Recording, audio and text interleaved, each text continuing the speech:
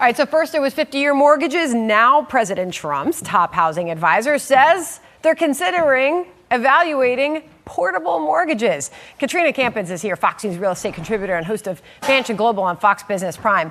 Welcome to you. All right, so we've already talked about 50-year mortgages. Larry Kudlow says he's against them. Brian Kilmeade just sat there and said he's for them. But what say you on these portable mortgages? Considering the reason so many people are not getting out of their houses right now or leaving and boosting inventory, they don't want to leave that low mortgage rate.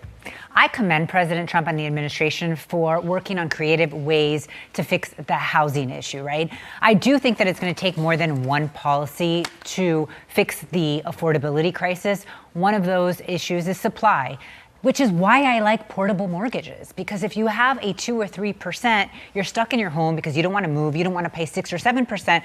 But I know so many people that are in a 5 or 6 bedroom home when they're retired, they only need 1 or 2 bedrooms, but they're not going to move because they're not going to pay more and pay 6 or 7%. Can you imagine if you're able to now take that mortgage with you? Think the banks would be for this?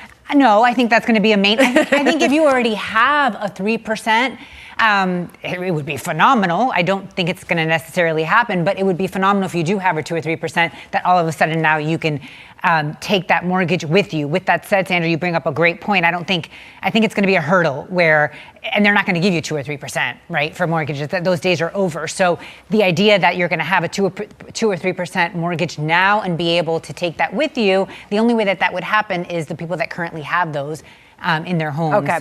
All right, so we'll see if they go anywhere with that. Now, Kevin Hassett and his team are pitching this 50-year mortgage plan. Yeah. We were just chatting with Brian Kilmeade, and he says, well, why not? You know, it helps people get in on the American dream. They're not renting and throwing away money, which I still believe is a debatable issue. Yes. But is this something that we should consider, 50-year mortgages? I don't love it. I understand the debate for it because the monthly payments are lower, but you're paying so much more interest through the duration of the loan. Then there's the argument that, now the average age of a first-time home buyer is 40, so you're going to be in your 80s or 90s is what people say, but realistically, you don't hold a home for that long.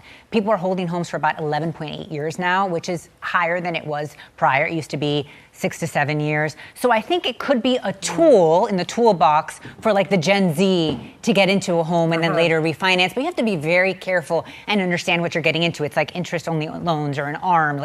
You have to understand the full story. It's interesting to think about considering the situation we're in with housing. Thank you, Katrina. Good to see you. Thank you.